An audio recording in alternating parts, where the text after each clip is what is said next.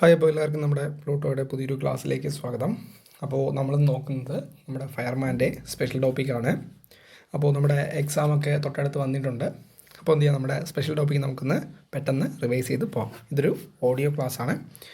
അപ്പോൾ നമ്മൾ ആദ്യം നോക്കുന്നത് എന്താണ് ജ്വലനം. ജ്വലനശീലമുള്ള ഒരു വസ്തു അന്തരീക്ഷത്തിലെ ഓക്സിജനുമായിട്ട് സംയോജിച്ച് താപവും പ്രകാശവും പുറത്തുവിടുന്ന രാസപ്രവർത്തനത്തെയാണ് അഗ്നി അഥവാ ജ്വലനമെന്ന് പറയുന്നത്. അപ്പോൾ ജ്വലനശീലമുള്ള ഒരു വസ്തു അന്തരീക്ഷത്തിലെ ഓക്സിജനുമായി സംയോജിച്ച് താപവും പ്രകാശവും പുറത്തുവിടുന്ന രാസപ്രവർത്തനത്തെയാണ് നമ്മൾ അഗ്നി അഥവാ ജ്വലനമെന്ന് പറയുന്നത്. ജ്വലനമൊരു താപമോചക പ്രവർത്തനമാണ്. ജ്വലനമൊരു താപമോചക രാസപ്രവർത്തനമാണ്. അഗ്നിയുടെ നിലനിൽപ്പിന് ജ്വലന സ്വഭാവമുള്ള വസ്തുവിൻ്റെയും ഓക്സിജൻ്റെയും തുടർച്ചയായ ലഭ്യതയെ ആശ്രയിച്ച് ആയിരിക്കും. അപ്പോൾ ഒരു അഗ്നിയുടെ നിലനിൽപ്പ് എന്ന് പറയുന്നത് ജ്വലന സ്വഭാവമുള്ള ഒരു വസ്തുവിൻ്റെയും ഓക്സിജൻ്റെയും തുടർച്ചയായ ലഭ്യതയെ ആശ്രയിച്ചായിരിക്കും. അടുത്ത അഗ്നിയുടെ വിവിധ തരമായ രൂപങ്ങളാണ്. Types of fire. ആകൃതി, വലിപ്പം, വ്യാപന രീതി എന്നിവയെ അടിസ്ഥാനപ്പെടുത്തി അഗ്നിയെ 5ആയി തരംതിരിച്ചിരിക്കുന്നു. അപ്പോൾ ആകൃതി, വലിപ്പം, വ്യാപന രീതി ഇവയെ അടിസ്ഥാനപ്പെടുത്തി അഗ്നിയെ 5ആയിട്ട് തരംതിരിച്ചിരിക്കുന്നു. ഏതൊക്കെയാണ്? അതിലൊന്ന് പൂൾ ഫയർ, രണ്ടാമത്തേത് ജെറ്റ് ഫയർ, മൂന്നാമത്തേത് ഫ്ലാഷ് ഫയർ, നാലാമത്തേത് ഫയർ ബോൾസ്, അഞ്ചാമത്തേത് ഫ്ലെയിംസ്. അപ്പോൾ അഗ്നിയുടെ വിവിധ രൂപങ്ങൾ പറഞ്ഞു. അത് അഗ്നിയുടെ ആ ഒരു വ്യാപന രീതി അടിസ്ഥാനപ്പെടുത്തി 5ആയി തിരിച്ചിരിക്കുന്നു. Pool fire, jet fire, flash fire, fire balls, flames. അതിൽ ഒന്നാമത്തേത് പൂൾ ഫയറാണ്. പൂൾ ഫയർ എന്ന് പറയുന്നത് തിരശ്ചീനമായ ഒരു ഇന്ധന ശേഖരത്തിന് മുകളിൽ സംയാജമാകുന്ന ബാഷ്പം ഓക്സിജനുമായി ചേർന്ന് ഒന്നാകെ ജ്വലനത്തിന് വിധേയമാകുന്നതിനെയാണ് പൂൾ ഫയർ എന്ന് പറയുന്നത്. അപ്പോൾ തിരശ്ചീനമായ ഒരു ഇന്ധന ശേഖരത്തിന്, നമ്മുടെ യൂട്യൂബിലൊക്കെ ഈ ഇന്ധന ശേഖരങ്ങളൊക്കെ കത്തുന്നത് കണ്ടിട്ടുണ്ട്. അതാണ് സംഭവം. അപ്പോൾ തിരശ്ചീനമായ ഒരു ഇന്ധന ശേഖരത്തിന് മുകളിൽ സംജാതമാകുന്ന ബാഷ്പം ഓക്സിജനുമായി ചേർന്ന് ഒന്നാകെ ജ്വലനത്തിന് വിധേയമാകുന്ന അതിനെ പറയുന്നത് എന്താണ്? പൂൾ ഫയർ എന്ന് പറയുന്നു. അടുത്ത് ജെറ്റ് ഫയറാണ്. എന്താണ് ജെറ്റ് ഫയർ? തുടർച്ചയായി ഒരേ ദിശയിലേക്കോ വ്യത്യസ്ത ദിശകളിലേക്കോ ഒരു ഉറവിടത്തിൽ നിന്നോ പൈപ്പ് ലൈനിൽ നിന്നോ ശക്തിയായി പുറത്തേക്ക് പ്രവഹിക്കുന്ന ദ്രാവക രൂപത്തിലോ വാതക രൂപത്തിലോ ഉള്ള ഇന്ധനം ജ്വലിക്കുന്നതിനെ പറയുന്ന പേരാണെന്ത്? ജെറ്റ് ഫയർ എന്ന് പറയുന്നത്. അപ്പോൾ എന്താണ് ജെറ്റ് ഫയർ? തുടർച്ചയായി ഒരേ ദിശയിലേക്കോ വ്യത്യസ്ത ദിശകളിലേക്കോ ഒരു ഉറവിടത്തിൽ നിന്നോ പൈപ്പ് ലൈനിൽ നിന്നോ ശക്തിയായിട്ട് പുറത്തേക്ക് പ്രവഹിക്കുന്ന ദ്രാവക രൂപത്തിലോ വാതക രൂപത്തിലോ ഉള്ള ഇന്ധനം ജ്വലിക്കുന്നതിനെ പറയുന്നതാണ് നമ്മൾ ജെറ്റ് ഫയർ എന്ന് പറയുന്നത്. ഇന്ധനം പുറത്തു വരുന്നതിൻ്റെ ആക്കം, ദിശ, നിരക്ക്, വായുവിൻ്റെ ലഭ്യത എന്നിവ അനുസരിച്ച് എന്ത് ചെയ്യുന്നു? ജെറ്റ് ഫയറിൻ്റെ സ്വഭാവവും മാറുന്നു. ചിലത് നമ്മുടെ അതിശക്തിയായിട്ടൊക്കെ സംഭവിക്കുന്നത് ഇതിൻ്റെയൊക്കെ കാരണം കൊണ്ടാണ്. അടുത്ത് പറയുന്നത് ഫ്ലാഷ് ഫയറാണ്. കത്താൻ പര്യാപ്തമായ ഇന്ധന ബാഷ്പമോ പൊടിയോ ദ്രാവക ഇന്ധനങ്ങളുടെ സൂക്ഷ്മ കണികകളെ ആവശ്യമായത്ര വായുവിൻ്റെ സാന്നിധ്യത്തിൽ പെട്ടെന്നും ശക്തിയായും തീവ്രമായും കത്തുന്നതിനെ പറയുന്നതാണ് ഫ്ലാഷ് ഫയർ എന്ന് പറയുന്നത്.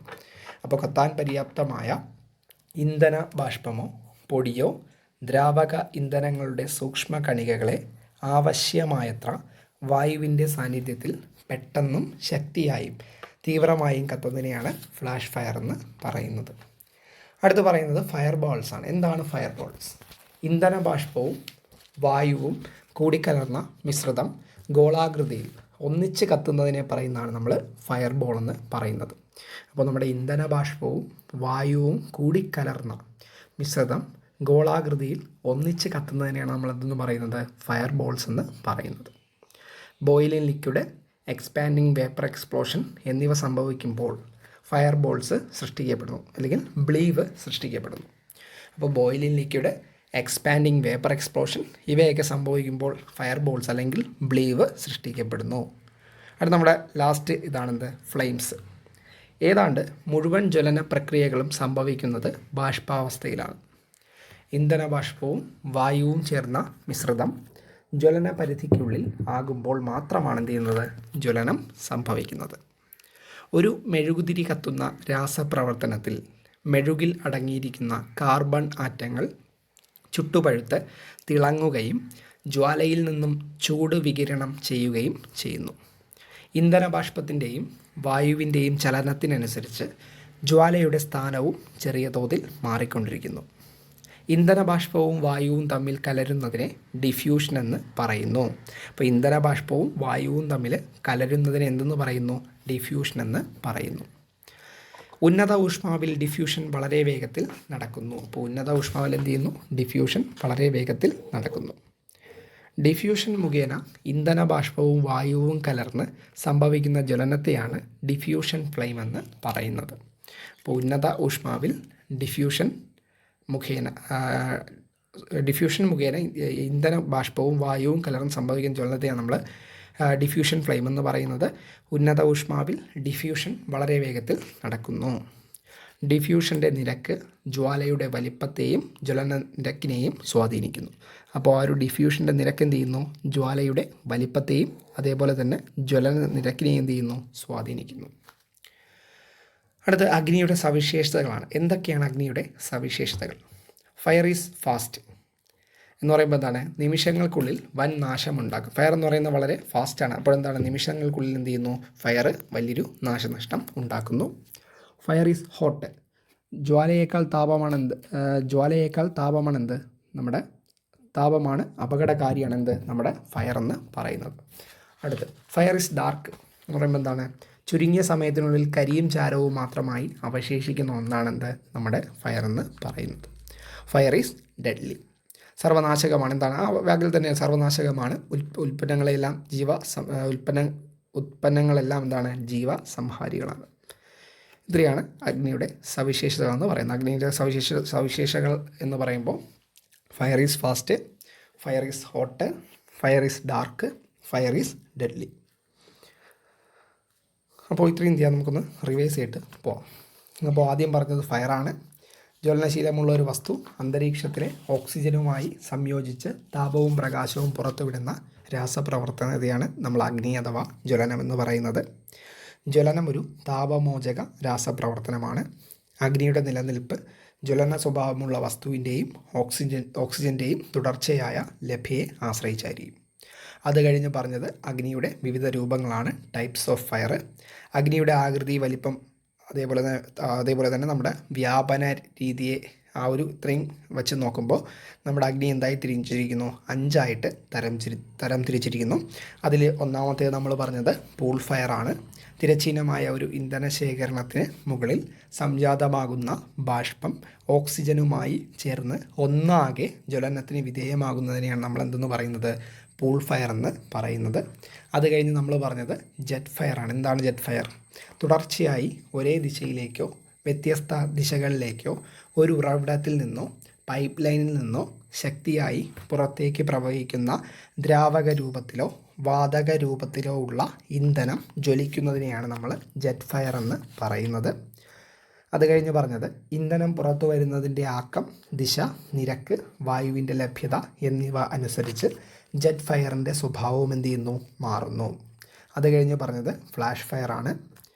കത്താൻ പര്യാപ്തമായ ഇന്ധന ബാഷ്പമോ പൊടിയോ ദ്രാവക ഇന്ധനങ്ങളുടെ സൂക്ഷ്മ കണികകളെ ആവശ്യമായത്ര വായുവിൻ്റെ സാന്നിധ്യത്തിൽ പെട്ടെന്നും ശക്തിയായും തീവ്രമായും കത്തുന്നതിനെയാണ് നമ്മൾ ഫ്ലാഷ് ഫയർ എന്ന് പറയുന്നത്. അത് കഴിഞ്ഞ് പറഞ്ഞ് നമ്മൾ ഫയർ ബോളാണ്. എന്താണ് ഫയർ ബോൾ? ഇന്ധന ബാഷ്പവും വായുവും കൂടി കലർന്ന മിശ്രിതം ഗോളാകൃതിയിൽ ഒന്നിച്ച് കത്തുന്നതിനെയാണ് നമ്മൾ ഫയർ ബോൾ എന്ന് പറഞ്ഞത്.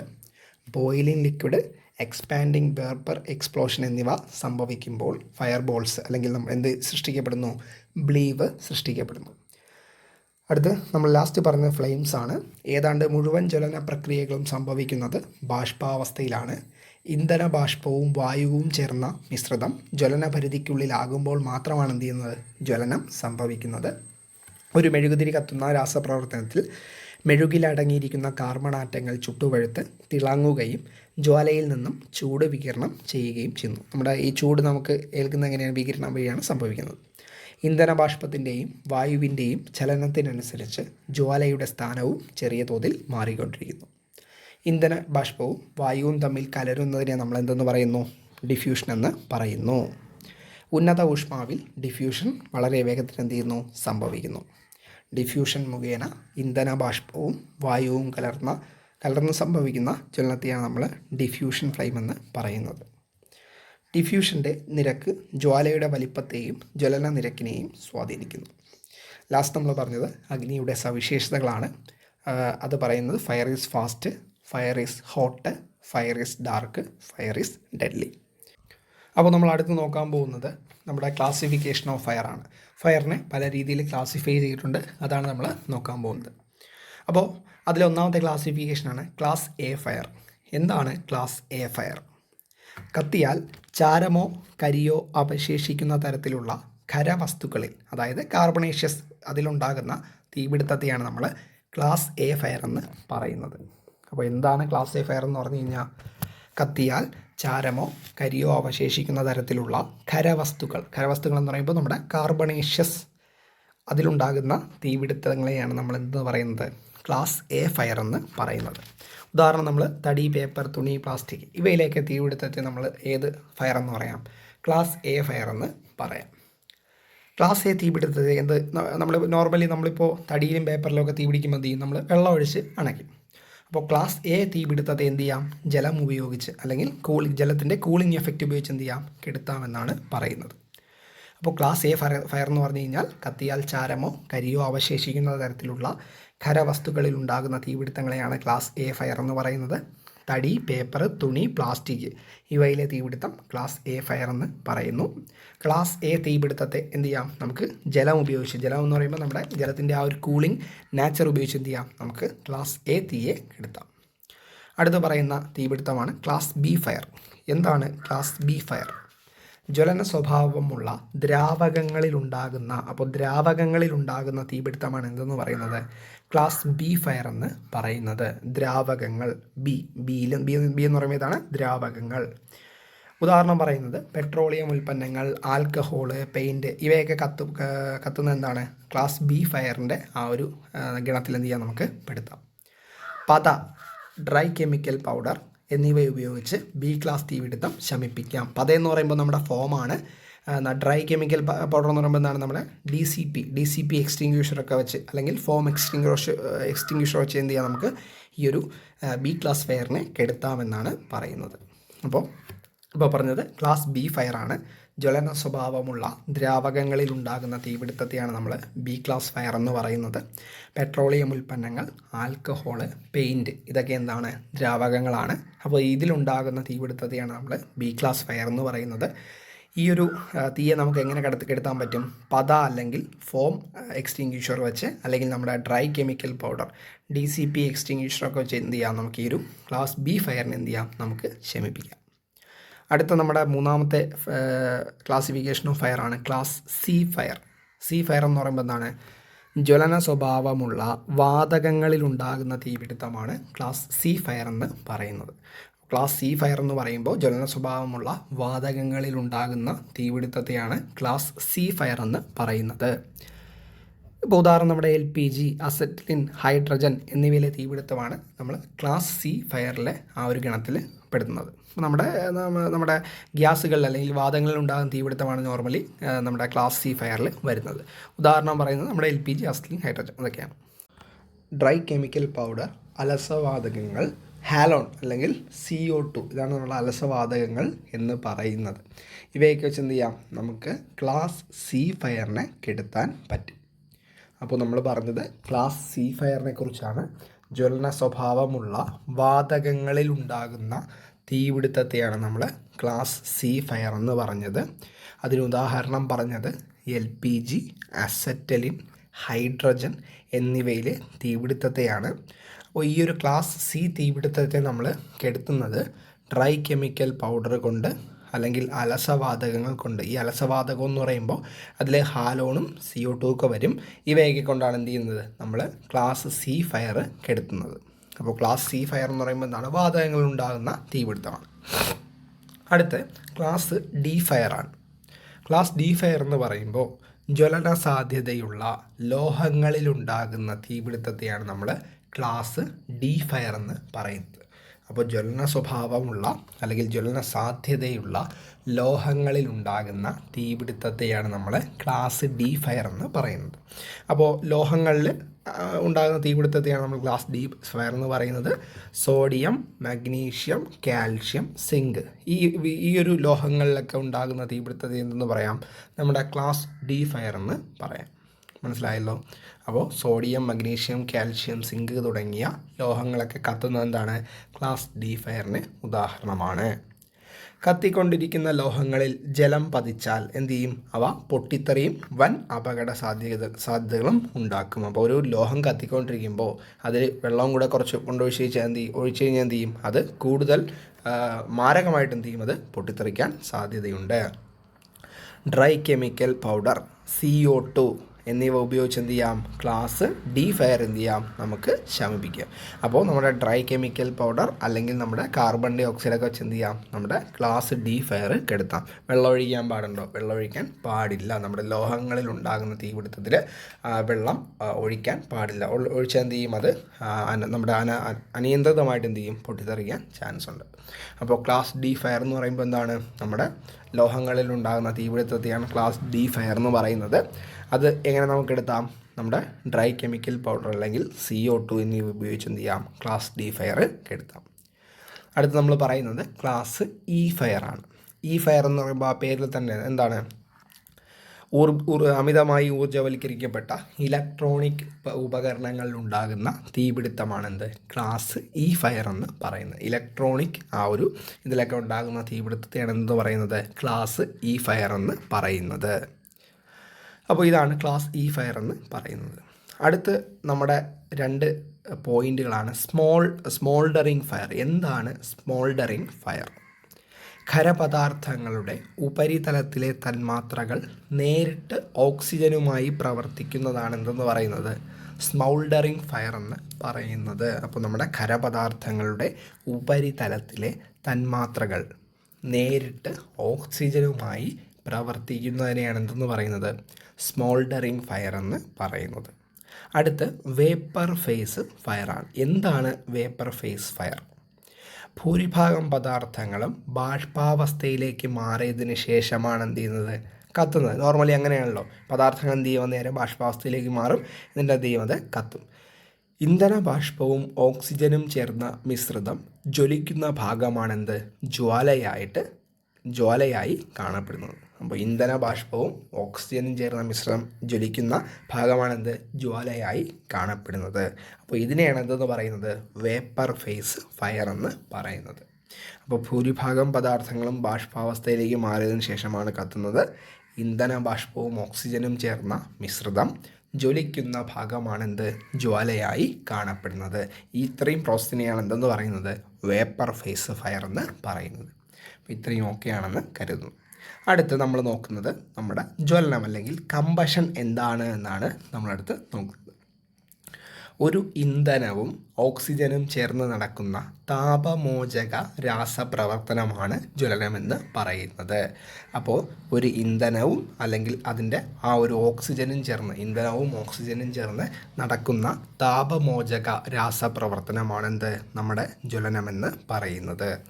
ഇതിൻ്റെ ഫലമായി ചൂടും പ്രകാശവും പുകയും മറ്റ് വാതകങ്ങളും ഉൽപ്പാദിപ്പിക്കപ്പെടുന്നു. ഇന്ധനങ്ങൾ ഖരദ്രാവക വാതക അവസ്ഥകളിൽ സ്ഥിതി ചെയ്യുന്നവയാണ്. ജ്വലനമൊരിക്കൽ ആരംഭിച്ചാൽ ജ്വലനത്തിനാവശ്യമായ 3 ഘടകങ്ങളിൽ ഒന്നിനെ, അതായത് ഇന്ധനം, ഓക്സിജൻ, ചൂട്, ഇവ നീക്കം ചെയ്യുന്നത് വരെ അല്ലെങ്കിൽ അത് അവസാനിക്കുന്നത് വരെ എന്ത് ചെയ്യും? അത് സ്വയം തുടർന്നു കൊണ്ടിരിക്കും. അപ്പോൾ നമ്മുടെ ജ്വലനം ഒരു പ്രാവശ്യം ആരംഭിച്ചു കഴിഞ്ഞ് കഴിഞ്ഞാൽ ഈ ജ്വലനത്തിനാവശ്യമായ 3 ഘടകങ്ങളുണ്ടല്ലോ, ഇന്ധനം, ഓക്സിജൻ, ചൂട്, ഇതിലേതെങ്കിലും ഒന്ന് നീക്കം ചെയ്തില്ലെങ്കിൽ എന്ത് ചെയ്യും? നമ്മുടെ ഈ ജ്വലനം സംഭവിച്ചുകൊണ്ടേയിരിക്കും. എപ്പോഴാണോ ഈ ഇന്ധനവും ഓക്സിജനും ചൂടും ഏതെങ്കിലും ഒന്ന് കഴിയുന്നത്, അവിടെ ആ സമയം വരെ എന്ത് ചെയ്യും? ഈ ഒരു ജ്വലനം സംഭവിച്ചുകൊണ്ടേയിരിക്കും. നീക്കം ചെയ്യുന്നത് വരെ എന്ത് ചെയ്യും? അല്ലെങ്കിൽ അവസാനിക്കുന്നത് വരെ സ്വയം ഈ ഒരു ജ്വലനം എന്ത് ചെയ്യും? തുടർന്നുകൊണ്ട് ഇരിക്കും. ജ്വലന സ്വഭാവമുള്ള ദ്രാവകമോ വാതകമോ വായുവുമായി ഒരു പ്രത്യേക അനുപാതത്തിലാണെങ്കിൽ മാത്രമേ തീ പിടിക്കുകയുള്ളൂ. ഇതിനെയാണ് നമ്മളെന്ന് പറയുന്നത് ജ്വലന പരിധി എന്ന് പറയുന്നത്. അപ്പോൾ ചുമ്മാ ഇരിക്കുന്ന എല്ലാം കയറി കത്തില്ല. അപ്പോൾ ജ്വലന സ്വഭാവമുള്ള ദ്രാവകമോ വാതകമോ എന്ത് ചെയ്യും, വായുവുമായിട്ട് ഒരു പ്രത്യേക അനുപാതത്തിലാണെങ്കിൽ മാത്രമേ എന്ത് ചെയ്യുള്ളൂ, അത് തീ പിടിക്കുകയുള്ളൂ. ഇതിനെയാണ് നമ്മൾ ജ്വലന പരിധി എന്ന് പറയുന്നത്. ജ്വലന പരിധിക്ക് മുകളിലോ താഴെയോ ഉള്ള അനുപാതത്തിൽ എന്തില്ല, തീപിടുത്തം ഉണ്ടായില്ല. ഒരു ജ്വലന പരിധിക്ക് മുകളിലാണെങ്കിലും തീ കത്തില്ല, താഴെയാണെങ്കിലും തീ കത്തില്ല. അതിൻ്റെ ആ ഒരു ഇൻ്റർമീഡിയറ്റ് ആയിട്ട് എന്ത് ചെയ്യണം, ഇത് നിൽക്കണം. അപ്പോൾ നമുക്ക് എന്ത് ചെയ്യാം, നമുക്ക് ജ്വലന പരിധി ഒന്ന് ജസ്റ്റ് ഒന്ന് പറഞ്ഞു പോവാം. ഹൈഡ്രജൻ്റെ താഴ്ന്ന പരിധി 4.1 ഉയർന്ന ജ്വലന പരിധി 74.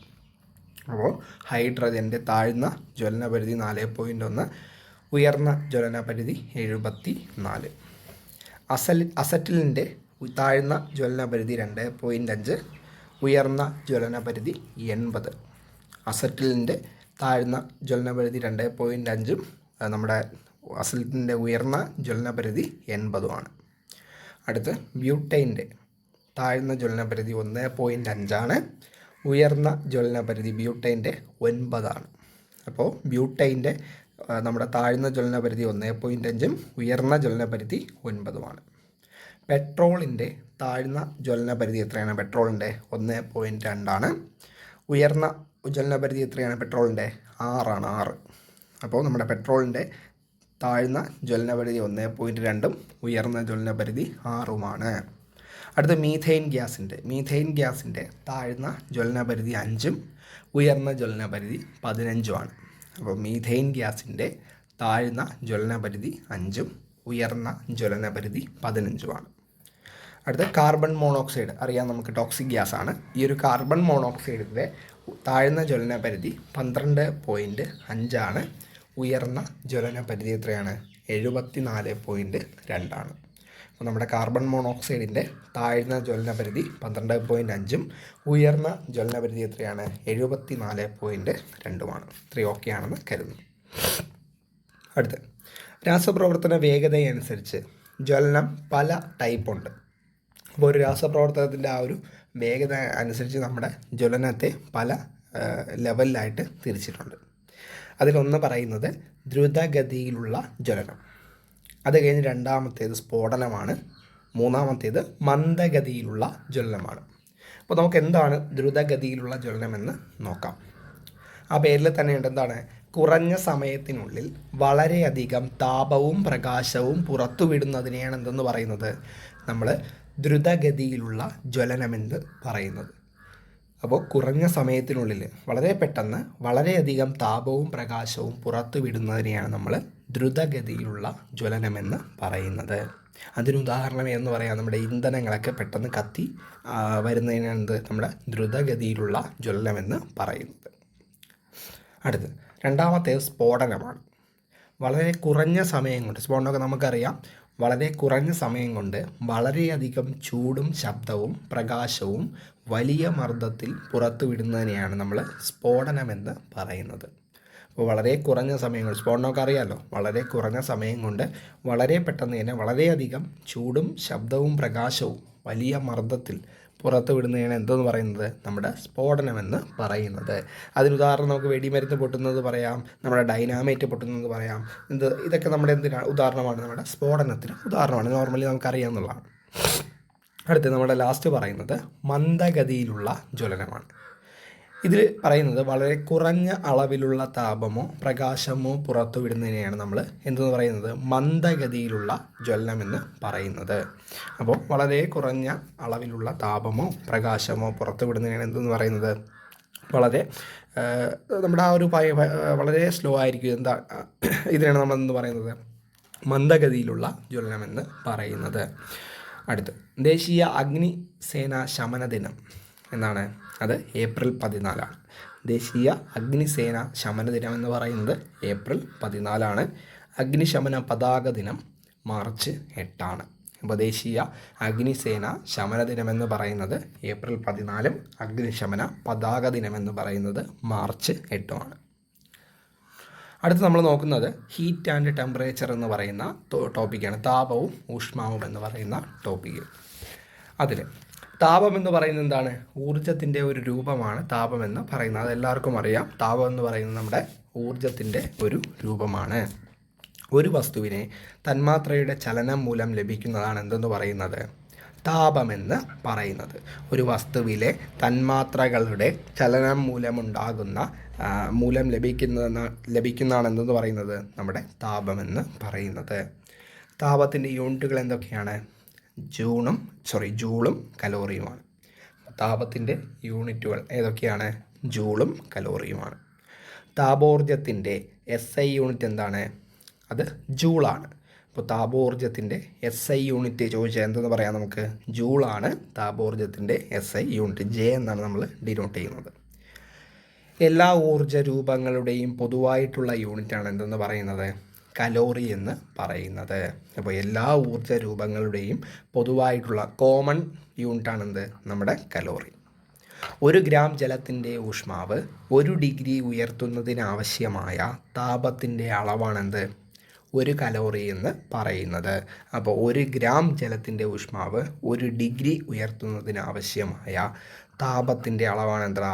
നമ്മുടെ 1 കലോറി എന്ന് പറയുന്നത്. അപ്പോൾ 1 കലോറി എന്ന് പറയുമ്പോൾ എത്രയാണ്? 4.18 ജൂളാണ്.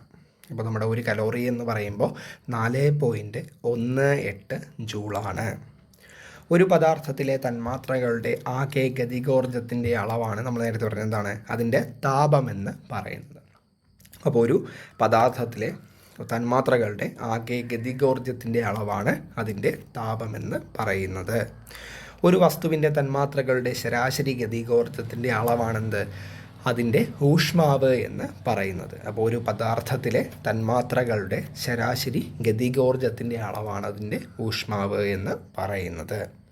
വസ്തുവിൻ്റെ താപനിലയെ സൂചിപ്പിക്കുന്ന അളവാണെന്ത്? അതാണ് അതിൻ്റെ ഊഷ്മാവെന്ന് പറയുന്നത്. നമുക്കറിയാം ഒരു വസ്തുവിൻ്റെ അതിനെത്ര ടെമ്പറേച്ചർ ഉണ്ട് അത് സൂചിപ്പിക്കുന്നതാണ് എന്ത്? അതിൻ്റെ ഊഷ്മാവ് എന്ന് പറയുന്നത്. ഊഷ്മാവ് അളക്കാൻ ഉപയോഗിക്കുന്ന യൂണിറ്റുകൾ ഏതൊക്കെയാണ്? ഊഷ്മാവ് അളക്കാൻ ഉപയോഗിക്കുന്ന യൂണിറ്റ്, ടെമ്പറേച്ചർ അളക്കാൻ ഉപയോഗിക്കുന്ന യൂണിറ്റുകൾ ഏതൊക്കെയാണ്? Celsius, Fahrenheit, kelvin. ഇത്രയാണ് എന്ത് ചെയ്യുന്നത്? നമ്മുടെ ഊഷ്മാവ് അളക്കാൻ ഉപയോഗിക്കുന്ന യൂണിറ്റുകൾ. അപ്പോൾ സെൽഷ്യസ്, ഫാരൻഹീറ്റ്, കെൽവിൻ. അടുത്ത് നമ്മുടെ ഖരപദാർത്ഥങ്ങളും ദ്രാവകങ്ങളും എന്ത് ചെയ്യും? ചൂടാകുമ്പോൾ വികസിക്കുകയും തണുക്കുമ്പോൾ സങ്കോചിക്കുകയും ചെയ്യുന്നു. അപ്പോൾ നമ്മുടെ ഖരപദാർത്ഥങ്ങളും അതേപോലെ തന്നെ എന്ത് ചെയ്യുന്നു? ദ്രാവകങ്ങളും ചൂടാകുമ്പോൾ എന്ത് ചെയ്യുന്നു? അവ വികസിക്കുകയും തണുക്കുമ്പോൾ സങ്കോചിക്കുകയും ചെയ്യുന്നു. അടുത്ത് നമ്മൾ കുറച്ച് നിയമങ്ങൾ നോക്കാം. നമ്മുടെ ബോയിൽ നിയമവും ചാൾസ് നിയമവുമാണ്. നമ്മുടെ താപോഷ്മാവുമായിട്ട് ബന്ധപ്പെട്ട 2 നിയമങ്ങളാണ് ബോയിൽ നിയമവും ചാൾസ് നിയമം. അപ്പോൾ എന്താണ് ബോയിൽ നിയമം എന്ന് നോക്കാം. ഊഷ്മാവ് സ്ഥിരമായിരിക്കുമ്പോൾ ഒരു വാതകത്തിൻ്റെ വ്യാപ്തവും മർദ്ദവും വിപരീത അനുപാതത്തിലായിരിക്കും എന്ന് പറയുന്ന നിയമമാണ് നമ്മുടെ ബോയിൽ നിയമമെന്ന് പറയുന്നത്. അപ്പോൾ ഊഷ്മാവ് സ്ഥിരമായിരിക്കുമ്പോൾ ഒരു വാതകത്തിൻ്റെ വ്യാപ്തവും മർദ്ദവും വിപരീത അനുപാതത്തിലായിരിക്കും എന്ന് പറയുന്ന നമ്മുടെ നിയമമാണ് ബോയിൽ നിയമം. മർദ്ദം സ്ഥിരമായിരിക്കുമ്പോൾ ഒരു വാതകത്തിൻ്റെ വ്യാപ്തവും ഊഷ്മാവും നേർ അനുപാതത്തിലായിരിക്കും. അതായത് ഊഷ്മാവ് ഓരോ ഡിഗ്രി സെൽഷ്യസ് വർദ്ധിക്കുമ്പോഴും അതിൻ്റെ വ്യാപ്തം 0 ഡിഗ്രി സെൽഷ്യസിലുള്ള വ്യാപ്തത്തിൻ്റെ 273 ഒരു ഭാഗമായി വർദ്ധിക്കുന്നു, അല്ലെങ്കിൽ 1/273 ഭാഗം വർദ്ധിക്കുന്നു. അപ്പോൾ ചാൾസ് നിയമമാണ് ഇപ്പോൾ പറഞ്ഞത്. ചാൾസ് നിയമം പറയുന്നത് എന്താണ്? മർദ്ദം, നമ്മുടെ പ്രഷർ സ്ഥിരമായിരിക്കുമ്പോൾ ഒരു വാതകത്തിൻ്റെ വ്യാപ്തവും ഊഷ്മാവും നേർ അനുപാതത്തിലായിരിക്കും. അതായത് ഊഷ്മാവ് ഓരോ ഡിഗ്രി സെൽഷ്യസ് വർദ്ധിക്കുമ്പോഴും അതിൻ്റെ വ്യാപ്തം എന്ത് ചെയ്യുന്നു? 0 ഡിഗ്രി സെൽഷ്യസിലുള്ള വ്യാപ്തത്തിൻ്റെ 1/273 ഭാഗം എന്ത് ചെയ്യുന്നു? അത് വർദ്ധിക്കുന്നു എന്നാണ് ചാൾസ് നിയമം പറയുന്നത്. അപ്പോൾ ഈ ടോപ്പിക്ക് നമ്മളിവിടെ കൊണ്ട് നിർത്തുന്നു. അടുത്ത് നമ്മൾ നോക്കുന്നത് എന്താണ്?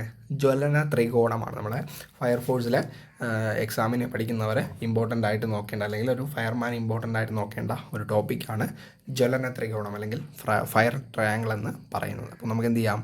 ഫയർ ട്രയാങ്കിൾ എന്താണെന്ന് നോക്കാം. അപ്പോൾ ജ്വലനം നടക്കുന്നതിന് താപം, ഓക്സിജൻ, ഇന്ധനം എന്നീ 3 ഘടകങ്ങൾ എന്താണ് അത്യാവശ്യമാണ്. അപ്പോൾ ഒരു ജ്വലനം നടക്കുന്നതിന് താപം, ഓക്സിജൻ, ഇന്ധനം എന്നീ 3 ഘടകങ്ങൾ എന്താണ് അത്യാവശ്യമാണ്. ഈ 3 ഘടകങ്ങളെ എന്തെന്ന് പറയുന്നു? നമ്മുടെ ത്രികോണത്തിൻ്റെ 3 വശങ്ങളായി ചിത്രീകരിച്ചിരിക്കുന്നു. ഏതൊക്കെയാണ്?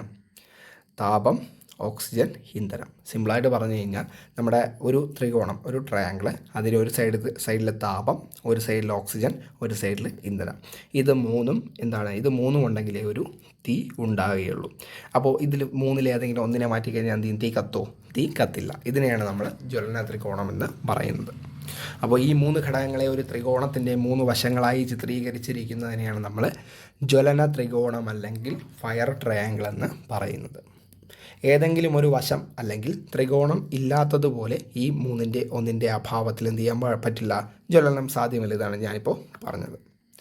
ജ്വലനത്തിൻ്റെ ഘടകങ്ങളായ ഇന്ധനം, താപം, ഓക്സിജൻ എന്നിവ ആവശ്യമായ അളവിൽ ഉണ്ടെങ്കിലും പര്യാപ്തമായ അളവിലുള്ള താപം ലഭിക്കുമ്പോൾ മാത്രമേ എന്ത് ചെയ്യുള്ളൂ? ജ്വലനം ആരംഭിക്കുകയുള്ളൂ. അപ്പോൾ ജ്വലനത്തിൻ്റെ ഘടകങ്ങളായ ഇന്ധനം, താപം, ഓക്സിജൻ എന്നിവ ആവശ്യമായ അളവിലുണ്ടെങ്കിലും പര്യാപ്തമായ അളവിലുള്ള താപം ലഭിക്കുമ്പോൾ മാത്രമേ എന്ത് ചെയ്യുള്ളൂ? നമ്മുടെ ജ്വലനം ആരംഭിക്കുകയുള്ളൂ. അപ്പോൾ ഇതിനെയാണ് നമ്മൾ സിമ്പിളായിട്ട് ജ്വലന ത്രികോണം എന്ന് പറയുന്നത്. ഓക്കെ ആണല്ലോ. അടുത്ത് നമ്മൾ നോക്കുന്നത് താപത്തിൻ്റെയും ജ്വലനത്തിൻ്റെയും രസതന്ത്രമാണ്. കെമിസ്ട്രി ഓഫ് ഹീറ്റ് ആൻഡ് കമ്പഷനാണ്. തീ ഉണ്ടാകുന്നത് വസ്തുക്കളും ഓക്സിജനുമായിട്ടുള്ള രാസപ്രവർത്തനത്തിൻ്റെ ഫലമായിട്ടാണ്. അപ്പോൾ എങ്ങനെയാണ് തീ ഉണ്ടാകുന്നത്? തീ ഉണ്ടാകുന്നത് എങ്ങനെയാണ്? വസ്തുക്കളും ഓക്സിജനുമായിട്ടുള്ള രാസപ്രവർത്തനത്തിൻ്റെ ഫലമായിട്ടാണ് തീ ഉണ്ടാകുന്നത്. ഒരു വസ്തു മതിയായ താപത്തിൻ്റെ സാന്നിധ്യത്തിൽ ഓക്സിജനുമായി പ്രവർത്തിച്ച് താപമോ പ്രകാശമോ ഉണ്ടാകുന്ന രാസപ്രവർത്തനത്തെയാണ് നമ്മൾ ജ്വലനം അല്ലെങ്കിൽ കമ്പഷൻ എന്ന് പറയുന്നത്. അപ്പോൾ ഒരു വസ്തു മതിയായ താപത്തിൻ്റെ സാന്നിധ്യത്തിൽ ഓക്സിജനുമായി പ്രവർത്തിച്ച് താപമോ പ്രകാശമോ ഉണ്ടാകുന്ന രാസപ്രവർത്തനത്തെയാണ് നമ്മൾ ജ്വലനം അല്ലെങ്കിൽ കമ്പഷൻ എന്ന് പറയുന്നത്. അതിൽ നമുക്ക് ആദ്യത്തെ ടോപ്പിക് എന്ന് പറയുന്നത് സ്വതസിദ്ധമായ ജ്വലനം അല്ലെങ്കിൽ സ്പോണ്ടേനിയസ് കമ്പഷനാണ്. സ്വതസിദ്ധമായ ജ്വലനം അല്ലെങ്കിൽ സ്പോണ്ടേനിയസ് കമ്പഷൻ. എന്താണ് സ്വതസിദ്ധമായ ജ്വലനം അല്ലെങ്കിൽ സ്പോണ്ടേനിയസ് കമ്പഷൻ എന്ന് നോക്കാം. ഒരു വസ്തുവിനുള്ളിൽ രാസപ്രവർത്തന ഫലമായി ചൂടുണ്ടാകുകയും ക്രമേണ ആ ചൂട് വർദ്ധിച്ച് വസ്തു സ്വയം കത്തുകയും ചെയ്യുന്ന പ്രതിഭാസത്തെയാണ് സ്വതസിദ്ധമായ ജ്വലനം അല്ലെങ്കിൽ സ്പോണ്ടേനിയസ് കമ്പഷൻ എന്ന് പറയുന്നത്. അപ്പോൾ ഒരു വസ്തുവിനുള്ളിൽ രാസപ്രവർത്തന ഫലമായിട്ട് ചൂടുണ്ടാകുകയും ക്രമേണ ആ ചൂട് വർദ്ധിച്ച് വസ്തു സ്വയം കത്തുകയും ചെയ്യുന്ന പ്രതിഭാസത്തെയാണ് നമ്മൾ എന്തെന്ന് പറയുന്നത്? സ്വതസിദ്ധമായ ജ്വലനം അല്ലെങ്കിൽ സ്പോണ്ടേനിയസ് കമ്പഷൻ എന്ന് പറയുന്നത്. ഓക്കെ ആണല്ലോ. അതിന് ഉദാഹരണം പറയുന്നത് നനവുള്ള വൈക്കോൽ കൂട്ടിയിട്ടിരുന്നാൽ ഈ രീതിയിൽ സ്വയം കത്താൻ കാരണം ആവുന്നു. എന്താണ് അതിൻ്റെ കാരണം? സൂക്ഷ്മജീവികളുടെ ജീർണന പ്രവർത്തനം മൂലമാണ് ഈ ഒരു താപമുണ്ടാകുന്നതും അതേപോലെ തന്നെ അത് കത്തുന്നത്. പണ്ട് കാലത്ത് പല അന്ധവിശ്വാസങ്ങൾ അങ്ങനെയൊക്കെ ഉണ്ടായിരുന്നു. അപ്പോൾ നമ്മൾ ഉദാഹരണം പറയുന്നത് നനവുള്ള വൈക്കോൽ കൂട്ടിയിട്ടിരുന്നാൽ എന്ത് ചെയ്യും? ഈ രീതിയിൽ കത്തും എന്ന് പറയുമ്പോൾ എന്താണ്? അതിൻ്റെ അകത്തുള്ള ആ ഒരു ബാക്ടീരിയകളുടെ ജീർണന പ്രവർത്തനം മൂലം എന്ത് ചെയ്യുന്നു? ഹീറ്റ് പ്രൊഡ്യൂസ് ചെയ്യുന്നു. അങ്ങനെ എന്ത് ചെയ്യുന്നു? ആ ഒരു വൈക്കോല് കത്തുന്നു. അപ്പോൾ ഇതാണെന്ത്? നമ്മുടെ സ്വതസിദ്ധമായ ജ്വലനത്തെക്കുറിച്ച് പറയുന്ന എക്സാമ്പിൾ. ചിലതരം എണ്ണകളും കൊഴുപ്പുകളും അന്തരീക്ഷത്തിൽ നിന്നും ഓക്സിജൻ ആഗിരണം ചെയ്ത് രാസപ്രവർത്തനം നടന്ന് ചൂടുണ്ടായി സ്വയം കത്താൻ സാധ്യതയുണ്ട്. ഇതും എന്താണ്? അതിന് ഉദാഹരണമാണ്. ഏതിന് ഉദാഹരണമാണ്? സ്വതസിദ്ധമായ ജ്വലനം അല്ലെങ്കിൽ സ്പോണ്ടേനിയസ് കമ്പഷന് ഉദാഹരണമാണ്. അപ്പോൾ ചിലതരം എണ്ണകളും കൊഴുപ്പുകളും അന്തരീക്ഷത്തിൽ നിന്നും ഓക്സിജൻ ആഗിരണം ചെയ്ത് രാസപ്രവർത്തനം നടന്ന് ചൂടുണ്ടായി സ്വയം കത്താൻ സാധ്യതയുണ്ട്. ഇത് നമ്മുടെ സ്പോണ്ടേനിയസ് കമ്പഷന് ഉദാഹരണമാണ്. അടുത്ത് കൽക്കരിയിൽ ചെറിയ അളവിൽ കാണുന്ന പൈറൈറ്റിസ് ഓക്സിജൻ എന്ത് ചെയ്യുന്നു? ആഗിരണം ചെയ്യുന്നു. രാസപ്രവർത്തനം നടത്തുന്നതിൻ്റെ ഫലമായി കൽക്കരി സ്റ്റോറുകളിലും ഖനികളിലും തീപിടുത്തമുണ്ടാകുന്നതും എന്താണ്? സ്പോണ്ടേനിയസ് കമ്പഷന് ഉദാഹരണമാണ്. അപ്പോൾ കൽക്കരിയിൽ ചെറിയ അളവിൽ കാണുന്ന പൈറൈറ്റിസ് എന്ന് പറയുന്ന ഒരു വസ്തു ഓക്സിജനെ ആഗിരണം ചെയ്യുന്നു. എന്നിട്ട് എന്ത് ചെയ്യുന്നു? രാസപ്രവർത്തനം നടത്തുന്നു. അതിൻ്റെ ഫലമായിട്ട് എന്ത് ചെയ്യുന്നു? കൽക്കരി സ്റ്റോറുകളിലും ഖനികളിലും തീപിടുത്തമുണ്ടാകുന്നു. ഇതും എന്തിന് ഉദാഹരണമാണ്? നമ്മുടെ സ്വതസിദ്ധമായ ജ്വലനം അല്ലെങ്കിൽ സ്പോണ്ടേനിയസ് കമ്പഷന് ഉദാഹരണമാണ്. അപ്പോൾ ഇതാണ് സ്പോണ്ടേനിയസ് കമ്പഷൻ അല്ലെങ്കിൽ സ്വതസിദ്ധമായ ജ്വലനം. ഒരു വസ്തുവിനുള്ളിൽ രാസപ്രവർത്തനത്തിൻ്റെ ഫലമായി ചൂടുണ്ടാകുകയും ക്രമേണ ചൂട് വർദ്ധിച്ച് വസ്തു സ്വയം കത്തുകയും ചെയ്യുന്ന പ്രതിഭാസത്തെയാണ് നമ്മൾ സ്വതസിദ്ധമായ ജ്വലനം അല്ലെങ്കിൽ സ്പോണ്ടേനിയസ് കമ്പഷൻ എന്ന് പറഞ്ഞത്. അതിന് ഉദാഹരണം നമ്മൾ നനവുള്ള വൈക്കോലിൻ്റെ കാര്യം പറഞ്ഞു. അത് കഴിഞ്ഞ് നമ്മൾ ചിലതരം എണ്ണകളും കൊഴുപ്പുകളുടെയും കാര്യം പറഞ്ഞു. അത് കഴിഞ്ഞ് നമ്മൾ ലാസ്റ്റ് പറഞ്ഞത് നമ്മുടെ കൽക്കരിയിലെ പൈറൈറ്റിസിൻ്റെ കാര്യമാണ്. ഓക്കെ ആണെന്ന് വിചാരിക്കുന്നു. അടുത്ത് നമ്മൾ നോക്കുന്നത് താപധാരിത, ഹീറ്റ് കപ്പാസിറ്റിയാണ്. ഒരു വസ്തുവിൻ്റെ ഊഷ്മാവ് 1 ഡിഗ്രി ഉയർത്തുന്നതിനാവശ്യമായ താപത്തിൻ്റെ അളവാണ് അതിൻ്റെ താപധാരിത എന്ന് പറയുന്നത്. അപ്പോൾ ഒരു വസ്തുവിൻ്റെ ഊഷ്മാവ് 1 ഡിഗ്രി ഉയർത്തുന്നതിനാവശ്യമായ താപത്തിൻ്റെ അളവാണ് എന്തെന്ന് പറയുന്നത് അതിൻ്റെ താപധാരിത എന്ന് പറയുന്നത്. താപധാരിതയുടെ യൂണിറ്റ് എന്താണ്? ജൂൾ പെർ ഡിഗ്രി സെൽഷ്യസ് ആണ്. അപ്പോൾ ഒരു വസ്തുവിൻ്റെ ഊഷ്മാവ് 1 ഡിഗ്രി ഉയർത്തുന്നതിനാവശ്യമായ താപത്തിൻ്റെ അളവിനെയാണ് നമ്മൾ താപധാരിത എന്ന് പറയുന്നത്. താപധാരിതയുടെ യൂണിറ്റ് എന്താണ്? ജൂൾ പെർ ഡിഗ്രി സെൽഷ്യസ് ആണ്. അപ്പോൾ എന്ത് ചെയ്യാം, നമ്മൾ ഇത്രയും കൊണ്ട് നിർത്താം. അടുത്ത ഒരു വോയിസിൽ എന്ത് ചെയ്യാം, നമുക്ക് അടുത്ത ക്ലാസ് നോക്കാം.